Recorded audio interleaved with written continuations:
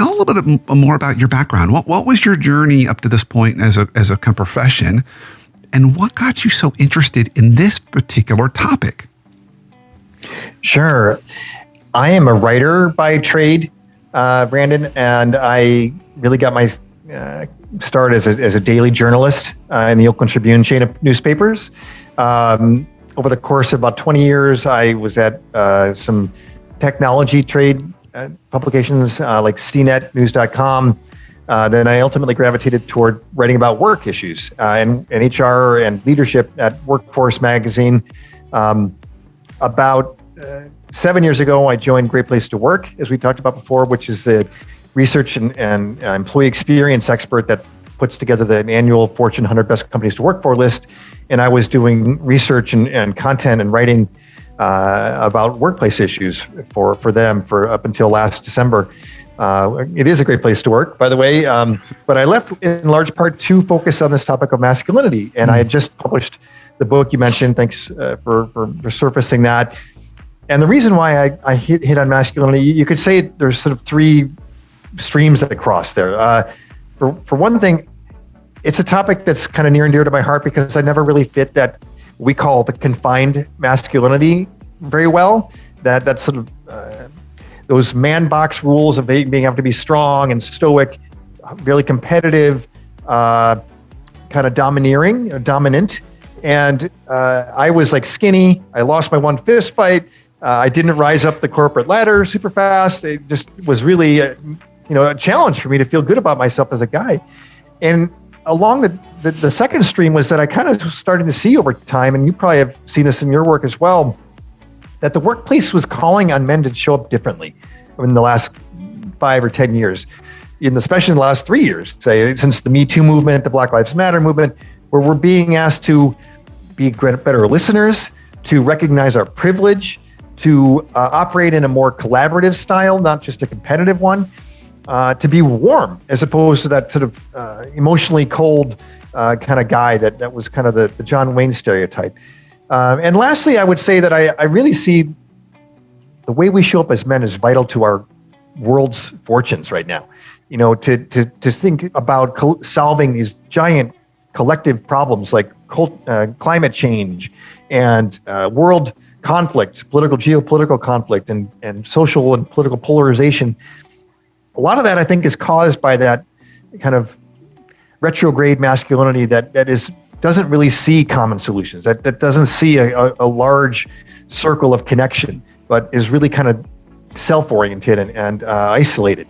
So because of that kind of personal experience, the professional experience, and then the sort of public service, you might say, I really wanted to dive into this topic of masculinity.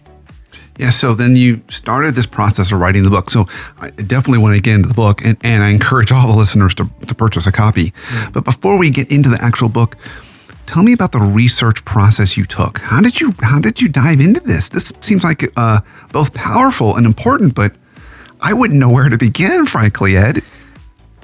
I have to give a lot of the credit there, not most of the credit, to my co-author, Ed Adams. We had this neat partnership where Ed came from the world of psychology and counseling men and creating a men's group called Men Mentoring Men that was really successful. It's been around for 30 years now. He brought the sort of personal growth element, and I brought the professional workplace element, and we both shared that interest in the broader societal issues. But a lot of the research behind the book is stuff that came out of Ed's work at the American Psychological Association. He chaired the group within the APA that focuses on the treatment of men and boys. And there had been a new study that was really an anchor to our book that came out a couple of years ago that was new guidelines. It basically said if you are rigidly adhering to those traditional masculine values, you're not as healthy because you don't connect with people enough. You tend to be more lonely. You tend to not go to the doctor because you don't show self-compassion. Your relationships suffer with your spouse. And so we were, relying on all that research that kind of summarized a lot of work over the last 30 years or so in psychological studies. And then what I brought was kind of noticing all the trends within the workplace and including research at Great Place to Work, where we found that, and we talked about this in the other show, Brandon, that the best leaders, the ones that were the most productive, that had the greatest agility and innovation on their teams, that held their people the best in terms of retention, those folks were showing up differently when they're from that typical male model. They were humble. They were about purpose. They were about building bonds of trust within their team and beyond. And so it really required people to show up as like agile and warm and connected, as opposed to that older way of being kind of rigid, cold, and isolated. So that research, was definitely something we talked about in the book, and it is in concert with stuff from like Brené Brown and talking about the power of vulnerability and courage, and how that's needed for high performing teams, psychological safety. These are all things that really call on men to show up differently. So I'm glad you brought up Brené Brown. It might have been in her book, Daring Greatly. I can't remember. But I remember she told this story. She was at, so I'm going to do the best I can to honor her story. So she was at some kind of a talk, and she'd given the talk, and an older gentleman came up afterwards. And he said, well, do you do much studying on men and vulnerability? And at that time, she really hadn't. And she said, well, no, not really. And his response has stuck with me. He said, well, isn't that convenient? He said, because, we really aren't very good at it, but even he even gave this example. He said, but I don't think my daughters or my wife would appreciate me being vulnerable. They want me to be this like tough guy that's stoic and the rock, and they're vulnerable, and I'm the guy they can lean on. And she really didn't have a response to that, and he kind of walked away. So I think that's also a really interesting kind of starting place for this, that I think sometimes men reinforce the stereotype, sometimes cultures reinforce the stereotype. That's kind of out there.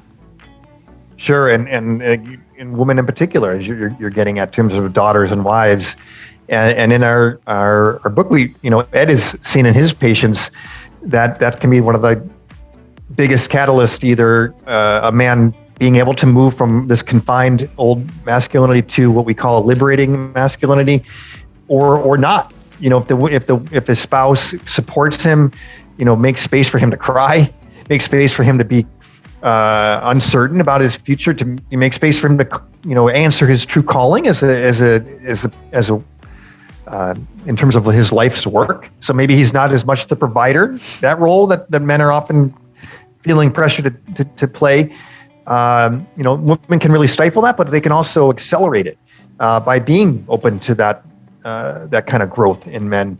So it's a great point that in that story, and I think that men have to own this transition themselves, but women can play a huge role in supporting us as we try to move past that kind of harmful socialization.